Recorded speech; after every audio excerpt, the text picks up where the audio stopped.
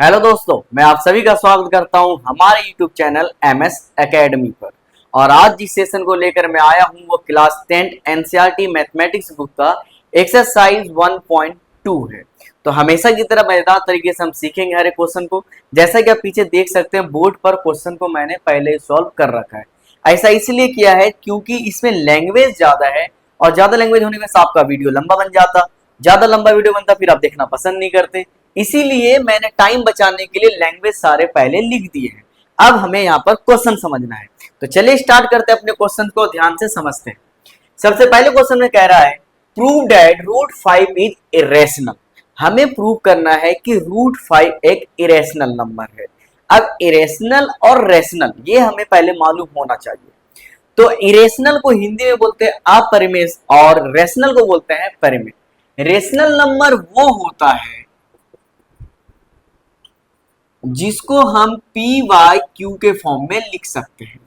P by Q मतलब जिसमें numerator और डिनोमिनेटर होना चाहिए, लेकिन क्यू जो है वो जीरो के इक्वल नहीं होना चाहिए। मतलब डिनोमिनेटर कभी भी जीरो के इक्वल नहीं होना चाहिए। तो यहां पर हमें प्रूव करना है कि रूट 5 इज इरेशनल।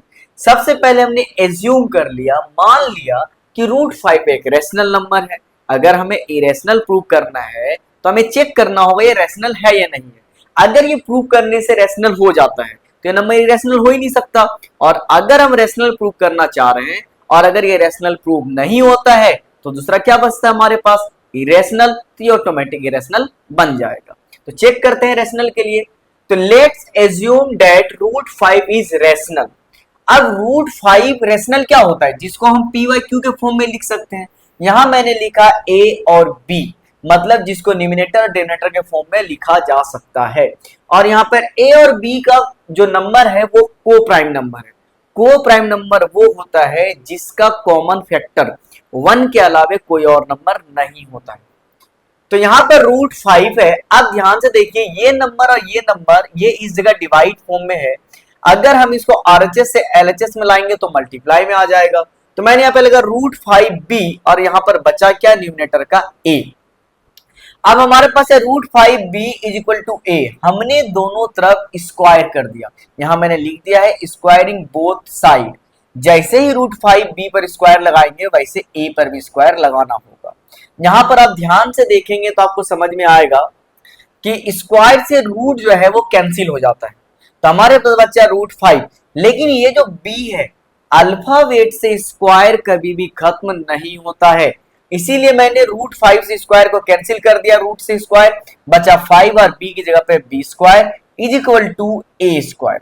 अब यहाँ पर ये जो 5 है डिवाइड फॉर्म में, अगर हम इधर लाएंगे तो ये आ जाएगा यहाँ पर, सॉरी ये मल्टीप्लाई में है, जब हम आरएचएस की तरफ लाएंगे तो डिवाइड फॉर्म में आ जाएंगे। मतलब a स्क्वायर जो है 5 से डिवाइड हो जाएगा। मैंने लैंग्वेज में लिख दिया a square is divisible by 5। और अगर a स्क्वायर 5 से डिविजिबल है तो a भी तो 5 से डिविजल होना चाहिए। इस तरीके से समझिए जैसे हमारे पास है 10 का स्क्वायर और नीचे है 5। 10 का स्क्वायर होता है 100 और नीचे है 5, 5 से 100 जाएगा 20 टाइम में। मतलब 10 का स्क्वायर तो डिविजल हो गया 5 से। अगर स्क्वायर नहीं होता 10 होता तो भी तो 2 से डिविजल हो जाएगा। उसी तरीके से a स्क्वायर जो है 5 से डिविजल है तो a भी 5 से डिविजिबल होगा। मैंने यहां लैंग्वेज लिख दिया है। लेट a जो है हमने मान लिया 5k। आप कुछ भी मान सकते हैं, 5a मान सकते हैं, a तो हमने ले लिया पहले, a b c d e f कुछ भी मान सकते हैं। तो मैंने मान लिया k और k को हमने माना कि ये एक इंटीजर्स है, दुनिया का कोई भी नंबर इंटीजर्स है। तो यहां पर ध्यान से देखिए a की वैल्यू जो है वो आ चुकी है 5k। अब ये वाली इक्वेशन को जो हमने यहां पर लिखा था, इस इक्वेशन के हिसाब से हमें इक्वेट यहां पर एज इट इज नंबर लिखना है। 5b स्क्वायर को 5b स्क्वायर, a की जगह पर जो a स्क्वायर है a की वैल्यू है 5k और a पर है स्क्वायर, इसीलिए मैंने लगा दिया 5k स्क्वायर। 5b स्क्वायर को 5b स्क्वायर, 5 का स्क्वायर होता है 25 और k स्क्वायर पे k स्क्वायर। अभी मैंने आपको बताया था अल्फाबेट से स्क्वायर रिमूव नहीं किया जाता है, नंबर से हट जाता है। 5 की जगह 5 1 टाइम में, 25 5 टाइम में। यहां पर बच्चा b स्क्वायर है इस जगह पे 5k स्क्वायर। अब यहाँ पर ध्यान से देखिए, ये जो 5 है मल्टीप्लाई में, ये इधर आकर डिवाइड फॉर्म में आ जाएगा, मतलब बी स्क्वायर 5 से डिविजिबल होगा। तो मैंने यहाँ पे लिख दिया है बी स्क्वायर डिविजिबल बाय 5। अगर बी स्क्वायर 5 से डिविजिबल है तो बी भी 5 से डिविजिबल होगा। ये बिल्कुल इसी एग्जांपल की तरह है जो मैंने यहाँ ले रखा है। अब आप ध्यान से देखेंगे तो प्राइम नंबर, जो को प्राइम नंबर है, उनमें कॉमन फैक्टर तो सिर्फ 1 आना चाहिए, लेकिन यहाँ पर ए स्क्वायर भी 5 से डिविजिबल है, ए भी है, बी स्क्वायर भी 5 से डिविजिबल है और बी भी 5 से, मतलब 1 के अलावे हमारे पास 5 भी तो एक फैक्टर आ चुका है, कॉमन फैक्टर। तब हम लिखेंगे A and be having common factor 5। यहाँ पर देखिए ए का भी कॉमन फैक्टर 5 है, बी का भी 5 है, तो हम लोग लिखेंगे so this contradiction is arisen because of our wrong assumption। यहाँ पर ये जो कंट्रडिक्शन हमारे पास आया है वो इसलिए आया क्योंकि शुरुआत में जो हमने एज्यूम किया था कि √5 एक रेशनल नंबर है।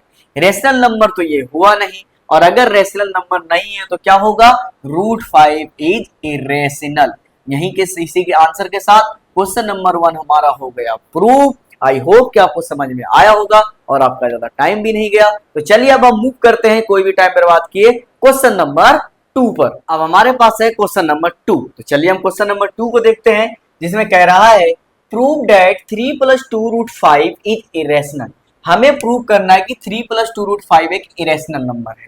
तो हम जैसे पिछले क्वेश्चन को किए थे वैसे ही करेंगे। मान लेते हैं कि यहाँ पर 3 + 2√5 एक रेशनल नंबर है। अब 3 + 2√5 रेशनल नंबर है। रेशनल नंबर क्या होता है, जिसको हम a/b के फॉर्म में लिखते हैं, मतलब न्यूमरेटर और डिनोमिनेटर में। और a और b जो है वो को प्राइम नंबर है, मतलब इनका कॉमन फैक्टर सिर्फ 1 है। तो 2 + √5 और a/b, ये जो 3 इस जगह पर प्लस में है, LHS से जब हम RHS में लाएंगे तो माइनस में आएगा, और 3 के नीचे कुछ नहीं होता तो हम यहाँ नीचे लगाएंगे 1। किसी भी नेचुरल नंबर के नीचे कुछ नहीं तो हम 1 पुट कर सकते हैं। अब यहाँ पर 2√5, अब ध्यान से देखिए b और 1 का जब हम एलसीएम लेंगे तो आएगा b, क्रॉस मल्टीप्लाई करवाएंगे a1 को a हो जाएगा, 3 × b 3b। अब ध्यान से देखिए यहाँ पर 2√5 में हमने √5 इस जगह पे लिख दिया, a - 3b को हमने a - 3b लिख दिया। ये नंबर मल्टीप्लाई में इधर आएगा तो हो जाएगा 2b, ये नंबर इनसे मल्टीप्लाई हो जाएगा तो यहाँ पर हो जाएगा 2b। a - 3b upon 2b, ये तो a मान लीजिए, a और b कोई भी इंटीजर्स है। अब कोई भी इंटीजर्स है, पूर्णांक है, नंबर है, तो यहाँ पर ए और बी की हम कोई भी वैल्यू पुट कर दे, इसे तो हम न्यूमरेटर और डिनोमिनेटर के फॉर्म में लिख पा रहे हैं। इसके वजह से a - 3b/2b एक रेशनल नंबर है। बट हम जानते हैं कि √5 जो है वो इरेशनल है। अभी पिछले क्वेश्चन में हमने प्रूव भी किया है। This contradiction is arisen because of our wrong assumption. ये जो कंट्रडिक्शन हमारे पास आया है ये इसलिए आया क्योंकि हमने रॉन्ग एजम्पशन कंज्यूम कर लिया था। अब यहाँ पर कंजप्शन जो है रॉन्ग है, वो यहाँ पर गलत एज्यूम किया हुआ था हम लोग। यहाँ पर एजम्पशन हम लोग लिख सकते हैं, कंजप्शन नहीं। अब इसी के साथ अगर यहाँ पर कंट्रडिक्शन रॉन्ग आ रहा है, ये रेशनल नंबर नहीं है, लेकिन a - 3b/2b रेशनल है, लेकिन √5 तो नहीं होता, मतलब इरेशनल नंबर कभी भी रेशनल नंबर के इक्वल नहीं हो सकता है। इसीलिए 3 + 2√5 इज इरेशनल नंबर। यही हमें प्रूव करना था, हमने कर लिया। और अब हम मूव करते हैं अगले क्वेश्चन पर। अब हमारे पास है क्वेश्चन नंबर 3। तो थर्ड में टोटल 3 क्वेश्चन है। पहले क्वेश्चन को देखते हैं, जिसमें कह रहा है prove the following are irrational. जो कोई नंबर दिया हुआ हमें प्रूव करना है इरेशनल है। नंबर है 1/√2, तो हमने एज्यूम कर लिया कि 1/√2 एक रेशनल नंबर है। 1/√2 रेशनल नंबर क्या होता है, a/b, जिसको डिनोमिनेटर डिनोमिनेटर के फॉर्म में लिखा जा सकता है। और a और b जो है वो को प्राइम नंबर है, तो यहाँ पर b को 1 से मल्टीप्लाई करेंगे, क्रॉस मल्टीप्लिकेशन b हो जाएगा, और √2 × a तो √2a। अब b को हम b लिखेंगे, ये वाला a जो इसके साथ मल्टीप्लाई में दूसरी तरफ आएगा डिवाइड फॉर्म में, और इक्वल टू में बच जाएगा √2। यहाँ पर a और b जो है वो इंटीजर्स है, ये वाला। अब कोई भी इंटीजर जिसको a p/q के फॉर्म में न्यूमरेटर डिनोमिनेटर में लिखा जा रहा है, वो सारे नंबर तो रेशनल हो जाएंगे। But we know that √2 is irrational. अब √2 को आप p/q के फॉर्म में नहीं लिख सकते हैं, और जिस नंबर को हम p/q के फॉर्म में नहीं लिख सकते वो हमारा नंबर रेशनल नहीं हो सकता। तो यहाँ पर √2 इज इरेशनल। अब कभी भी इरेशनल और रेशनल नंबर आपस में तो इक्वल होते नहीं है, तब इस कंडीशन में हम लिखेंगे this contradiction is arisen because of our wrong assumption. ये कंट्रडिक्शन हमारे सामने इसलिए आया क्योंकि शुरुआत में जो हमने एज्यूम किया था 1/√2 को रेशनल नंबर, ये गलत था। इसके बदले हमें लिखना होगा 1/√2 जो है वो एक इरेशनल नंबर है। इसी के साथ क्वेश्चन नंबर 3 का पहला पार्ट हुआ सॉल्व। अब हम मूव करते हैं इसके अगले पार्ट पर। अब हमारे पास है क्वेश्चन नंबर 3 का पार्ट 2, जिसमें कह रहा है 7√5 को हमें प्रूव करना है इरेशनल। हमारा तरीका हर बार सेम ही रहेगा, बस डिजिट चेंज हो जाएंगे। तो हमारे पास है, हमने एज्यूम कर लिया √7√5 एक रेशनल नंबर है। रेशनल नंबर वो होता है जिसको हम PYQ के फॉर्म में लिख सकते हैं, मतलब न्यूमिनेटर और डिनोमिनेटर अंश और हर के रूप में। A और B यहाँ पर को प्राइम नंबर है। √5 को √5 लिखा, A को ये 7 नीचे वाले नंबर से मल्टीप्लाई हो जाएगा 7B। अब यहाँ पर A और B जो है वो कोई भी इंटीजर से, ध्यान से देखिए, A अगर कोई इंटीजर से कोई नंबर है और B की जगह पर भी कोई नंबर है, मतलब इसे न्यूमिनेटर और डिनोमिनेटर के फॉर्म में लिखा जा सकता है। और अगर लिखा जा सकता है तो ये प्राइम रेशनल नंबर है, तो वहां A/7√7B इज रेशनल, बट √5 भी रेशनल, हम जानते हैं, पीछे हमने प्रूव भी किया हुआ है। तो ऐसा कॉन्ट्रडिक्शन हमारे सामने इसलिए आया है क्योंकि हमने रॉन्ग एज्यूम किया था। यहां पर जो एज्यूम किया हमने 7√5 रेशनल, यही गलत एज्यूम कर लिया है। और अगर गलत एज्यूम किया है, इसके बदले हम लिखेंगे 7√5 इज इरेशनल। इसी के साथ क्वेश्चन नंबर 3 का पार्ट 2 हुआ सॉल्व। और अब हम मूव करते हैं क्वेश्चन नंबर 3 के पार्ट 3 पर, जो इस एक्सरसाइज का आखिरी क्वेश्चन होने वाला है। अब हमारे पास है क्वेश्चन नंबर 3 का पार्ट 3, जो इस एक्सरसाइज का आखिरी क्वेश्चन होने वाला है, जिसमें कह रहा है 6 + √2 को हमें प्रूव करना है कि इरेशनल है। तो हमेशा जैसा करते हैं, एज्यूम कर लेते हैं कि 6 + √2 एक रेशनल नंबर है। रेशनल नंबर जिसको A और अपॉन B में लिख सकते हैं। A और B जो है को प्राइम नंबर है। √2 को हमने लिखा √2, A/B को A/B। यहाँ पर 6 जिसके आगे कोई साइन नहीं तो प्लस होता है, प्लस से जब नंबर को LHS से RHS में लाएंगे तो साइन माइनस का हो जाएगा, नीचे कुछ नहीं तो हम 1 लगा सकते हैं। √2 यहाँ पर क्रॉस मल्टीप्लाई A मल्टीप्लाई 1 तो A - 6 मल्टीप्लाई B 6B, और अपन में B 1 जा B। A और B जो है यहाँ पर इंटीजर्स है, तो A - 6B अपॉन में B जो है ये एक रेशनल नंबर है।